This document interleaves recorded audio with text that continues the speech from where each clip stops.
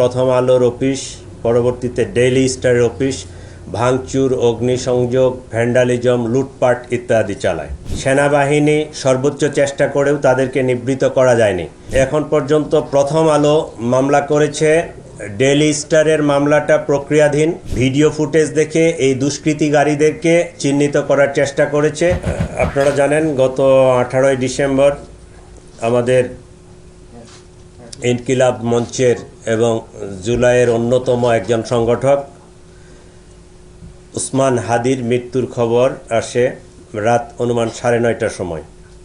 এরপর পরেই ব্যাপক সংখ্যক লোকজনের উপস্থিতি শাহবাগ মোড় এবং এক পর্যায়ে তারা শাহবাগ থেকে কাউরান বাজারের দিকে চলে যায়।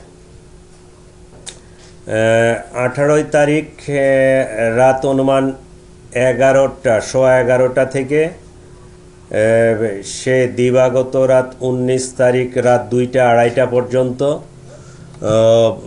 এই বেআইনি সমাবেশে অনেক লোকজন, কয়েক হাজার লোকজন কাউরান বাজারস্থ প্রথমে প্রথম আলোর অফিস, পরবর্তীতে ডেইলি স্টারের অফিস ভাঙচুর, অগ্নিসংযোগ, ভ্যান্ডালিজম, লুটপাট ইত্যাদি চালায়, যেটা অনাকাঙ্ক্ষিত, অনভিপ্রেত।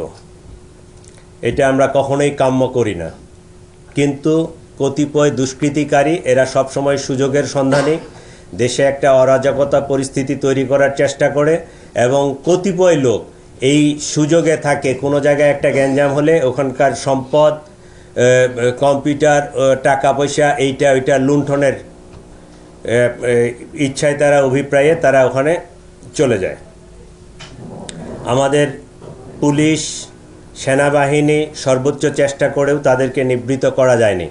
এমনকি তারা ফায়ার সার্ভিসের গাড়িগুলোও আসতে দেয়নি, রাস্তায় প্রতিবন্ধকতা করে ফায়ার সার্ভিসের গাড়িগুলো আটকায় রাখছিল।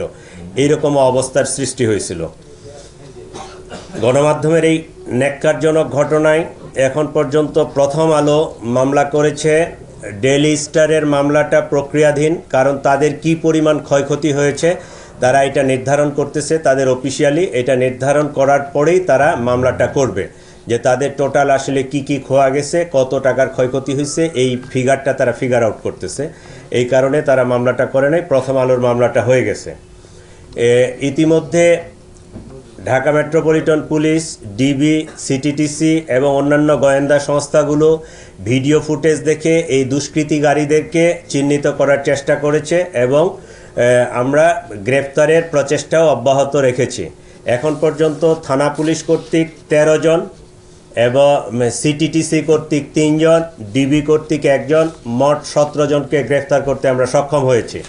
তাদের কাছ থেকে, একজন আসামির কাছ থেকে ওইখান থেকে নিয়ে যাওয়া টাকার মধ্যে নগদ 50,000 টাকা এবং সেই টাকা দিয়ে সে একটা টিভি কিনছে, একটা টাচ ফ্রিজ কিনছে, সেটা আমরা উদ্ধার করতে সক্ষম হয়েছি। তাদের বিরুদ্ধে পেনাল কোড, স্পেশাল পাওয়ার act, cyber security act, anti terrorism act, এই 4টা আইনে মামলা হয়েছে। মামলাটা বেশ শক্ত হয়েছে। থানা পুলিশ কর্তৃক যে 13 জনকে অ্যারেস্ট করা হয়েছে তার মধ্যে মোহাম্মদ নাইম, তার বয়স 26, 1 নম্বর, তার কাছ থেকেই টিভি, ফ্রিজ এবং টাকা উদ্ধার করা হয়েছে।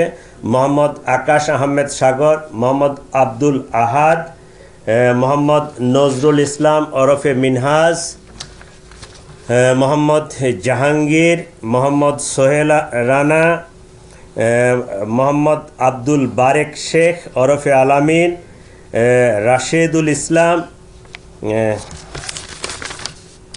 সোহেল রানা, শফিকুল ইসলাম, এই 13 জনকে থানা পুলিশ কর্তৃক গ্রেফতার করা হয়েছে। মোহাম্মদ প্রান্ত শিকদার ওরফে ফয়সাল আহমেদ প্রান্ত, আবুল কাশেম, রাজু হুসাইন চাঁদ, এই 3 জনকে সিটিটিসি কর্তৃক গ্রেফতার করা হয়েছে। মোহাম্মদ সাইদুর রহমান, একে ডিবি কর্তৃক গ্রেফতার করা হয়েছে।